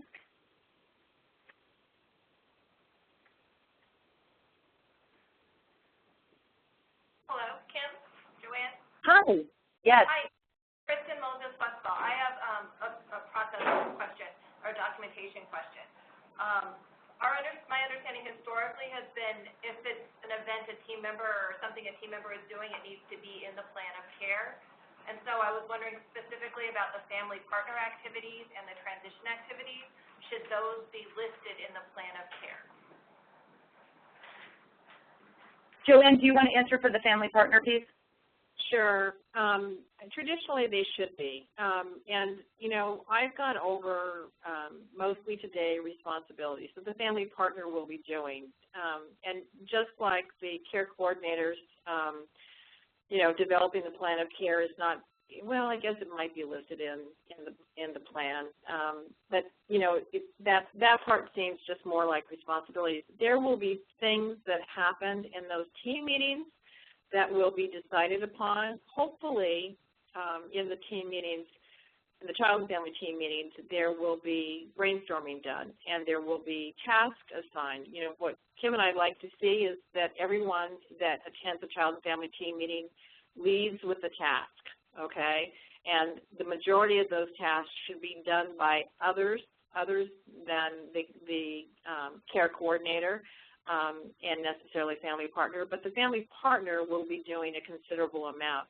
I mean, there are general things, and probably this would, speak more to what your note regulations are and everything about what needs to be how specific it needs to be as far as what the family partner is doing. The family partner is spending a considerable amount of time supporting the parent, helping them understand the process, helping them understand the terminology, helping them find their voice, helping them sort priorities, helping them decide when things need to be modified, connecting them to resources. I mean, those are all things that could be included in the plan. How specific it needs to be probably depends on, your own regulations there. Does that help? Yeah, and I would just sort of add to that. I think that if it is something that is part of their role or the responsibilities that we have listed here, there may need to be some additional clarification in the plan of care regarding exactly how some of that's going to happen. So for example, I think about maybe the family partner is going to work with the family around, engaging additional team members. That would probably be something we would want to put in the plan, because that would be a strategy, and then there would be numerous tasks maybe associated with that. I think that, we want to make it as detailed as possible for the family, but if it's just basic things like, the facilitator will be responsible for facilitating the meeting and documenting the plan of care, I don't think that needs to be in it. That's a specific role for that individual in the process, and I think that that should be understood. That doesn't necessarily need to be in the plan. What we do need to remember, though, is if we've got people that are doing things outside of the meeting and it's not documented in the plan, if it's not documented, it didn't happen. So there may be some great things that are going on. And I know that, I oftentimes hear about some of these, more creative and unique ideas that are happening. For example, maybe somebody has found out about a great art camp, and they've gone through like getting the youth to apply for that and participate, but then there's no documentation of that in the plan. So if strategies and tasks associated with those strategies are not documented in the plan, it didn't happen, because that's something that the whole team needs to be aware of. All planning occurs in the team, and so we need to have concrete documentation to support that planning occurred. Does that help, Kristen? Sort of.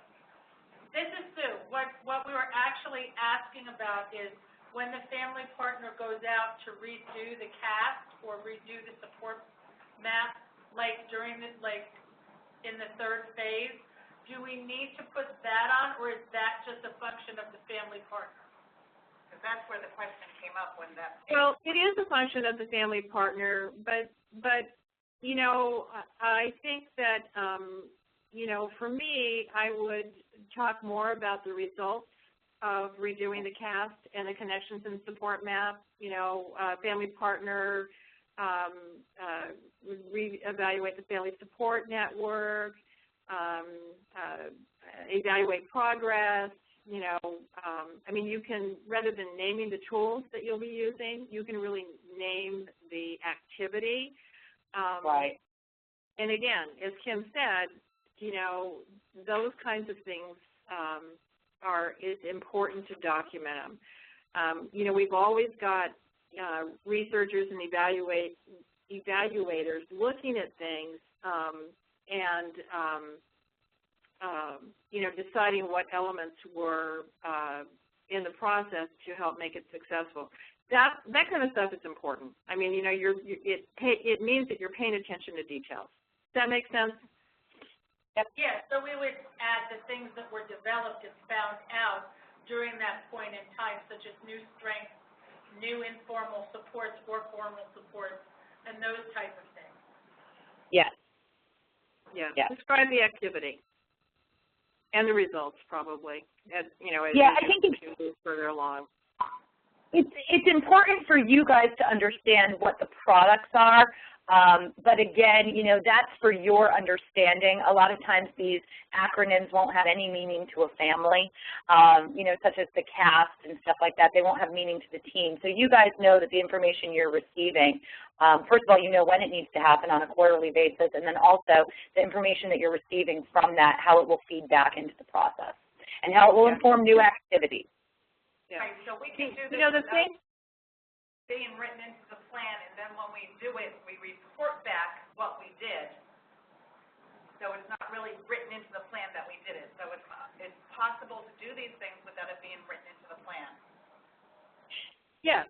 Yeah, Well, I think, yeah. But, you know, I think the important thing to discover is, or to document is the work that's being done. And rather than, as Kim said, the specifics as far as, you know, Anne-Marie did the cast with the family. I mean, it really needs, well, why? Why did you do the cast with the family? Well, you were really trying to determine the amount of support the family needed. So Anne-Marie will determine, you know, support needs of family. You know, or Anne-Marie will focus on helping family build support network, whatever it happens to be. You know, you have to remember that these plans of care, the families are reviewing them and looking at them and reading them. So sometimes I say it needs to be simple enough that grandma can read it because the youth is reading it too. And so you've got to put it in a word that makes sense. It needs to be meaningful to the family, not to us just as professionals. And that's where we need to remember what's important for this family. You guys all know what your tasks are and what your responsibilities are. So how can we make this plan meaningful to the family? I'd turn it around and I'd ask the family partners, if it was your child and family team plan of care, what would you want written in there to help you understand what was happening? And that's a good way to kind of reframe it. Mm-hmm. Any other questions?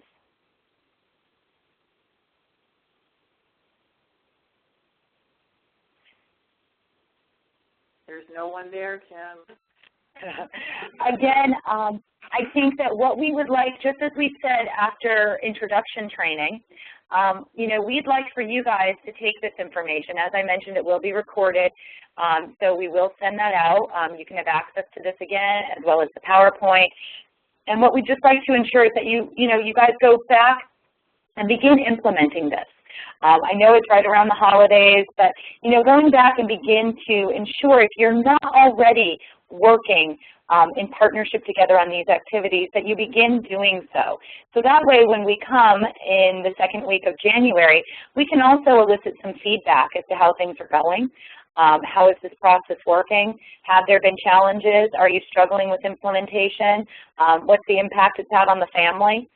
And so that way we can start to do some troubleshooting, and if there are areas of breakdown, we can revisit those and try and support you more in terms of your implementation of your own role, your own responsibilities, and your own products as well. Kim, this is Christine. I have a question for you, really for the group. I've talked to you about this many times, the time piece. I'm just wondering if there's anybody that has successfully been able to go in and get all this stuff done in a couple of visits. I have really, really struggled, and get the real family story that then is going to put the other pieces you guys have. Yep. I would personally like to shadow somebody who's able to do that, because for me to get that family story and get all that information has taken probably, counting the family partner and myself, at least 5 visits. You know, so. Well, I will tell you, one of the things that I mean, honestly, I think we need to be careful about, again, making sure that we're structured when we walk in there, and so we understand what areas we need to elicit around as well. So again, it needs to be a guided process for us, so that way we're guiding the conversation to hit on the key pieces that we need. You should never have more than 2 visits as a care coordinator with a family prior to the initial child and family team meeting. If, you know, with time and with practice, you hopefully should be able to fine-tune your skills around eliciting that information. But again, it's not about you, it's about the family. So we need to be very, very conscious of how much of this family's time we're taking up. You know, there's information we need, but do we need all the nitty-gritty detail? No, there's targeted information that we need to elicit around.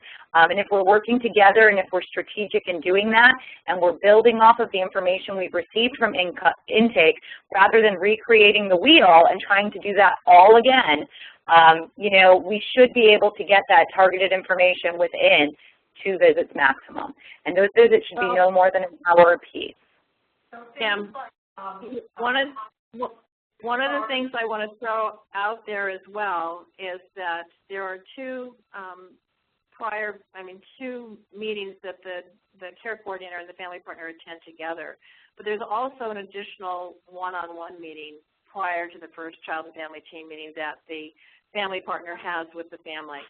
That, if you haven't been utilizing the information that the family partner gathers from that meeting, it's crucial because it's duplicative. If a family partner goes out by themselves and they hear a certain amount of information and then you have to go out back together again and repeat it, it ends up, as Kim said, being somewhat of a burden. So the key here is you go out together the first time. There's maybe some information that you haven't been able to ascertain. Family partner is going to make that meeting to go out one-on-one. Make sure that they gather the information that's missing on that second one-on-one meeting, and then the two of you talk, and then go back out together again for that third meeting together. Well, it's second meeting together. Sorry, it's just 2 meetings together and 1 separate. So yeah, we don't want this process to be, overwhelming for families. And when we start to meet with families that many times before we've even had an initial meeting, what comes to my mind is, so what else is going on? Are we really just eliciting information, or are we beginning to do planning as well?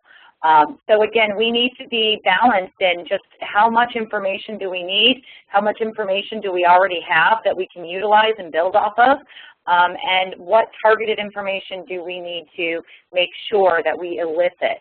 And again, that partnership of working together and trusting each other. Trusting that if you feel like there's a gap or you miss something, that your family partner that you're working with can go back and gather that information and share it with you. And vice versa. Can I ask another question related?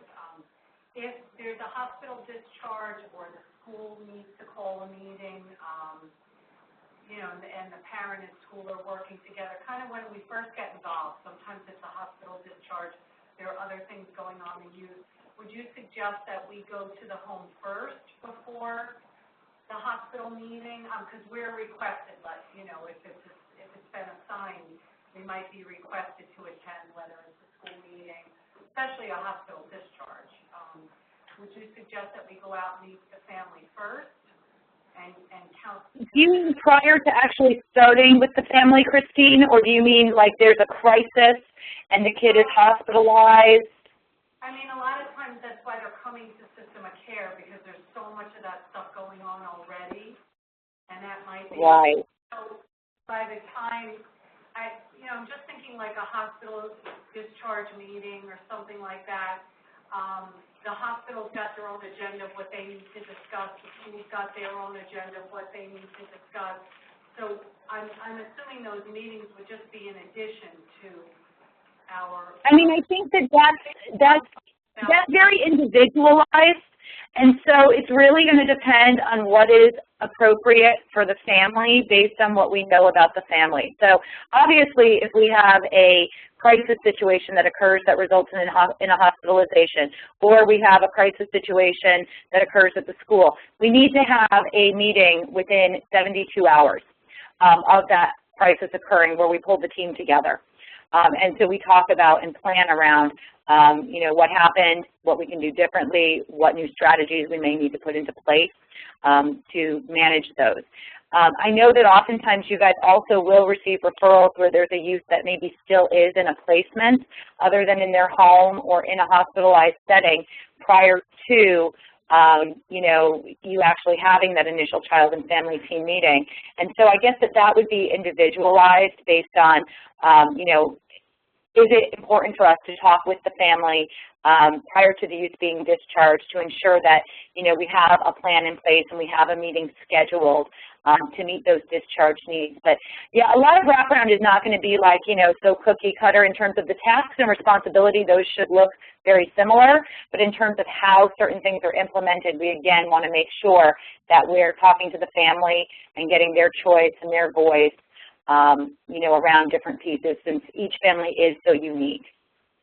And you know what, this is where I would also encourage you to utilize your family partners. I mean, ask them, hey, if your child is just being discharged from the hospital, would you want, you know, me to show up prior to the hospital visit? Would you want me at the hospital visit?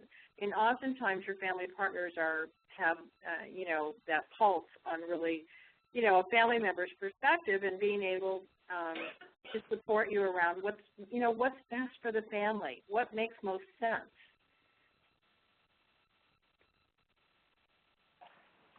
Thank you. Anyone else? Any other questions?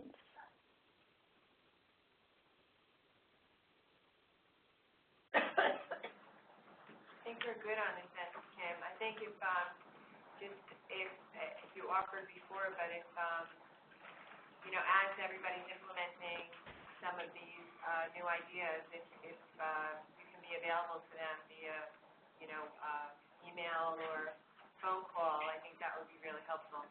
Yeah, what we'd really like to see you guys do is, you know, we'd like for you to reach out to your coaches first.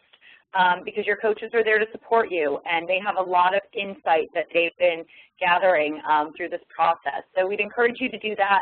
And then prior to our visit in mid-January, if the coaches could also, you know, any questions or concerns or challenges that emerge, if you guys could send us, you know, that information, that way we'll be prepared and we'll make sure that we help to provide additional clarification when we come in January. Okay, so that way we can, you know, see are there similar challenges or, you know, questions or, you know, are these individualized types of situations that we can talk about in different ways. Great. We had one more question from Becky. It's supposed to snow tomorrow, so can you email me a phone number and a code so if it snows, Kristen and I can call from home? Oh, yes, I certainly can. I will do that for you shortly. Yes, ma'am. Okay. So that way. No problem. Thank you for telling me that. Yeah, you guys don't need anything else besides just a telephone, so hopefully it doesn't snow too hard. Okay. So then we can call in our pajamas and hot chocolate. Absolutely.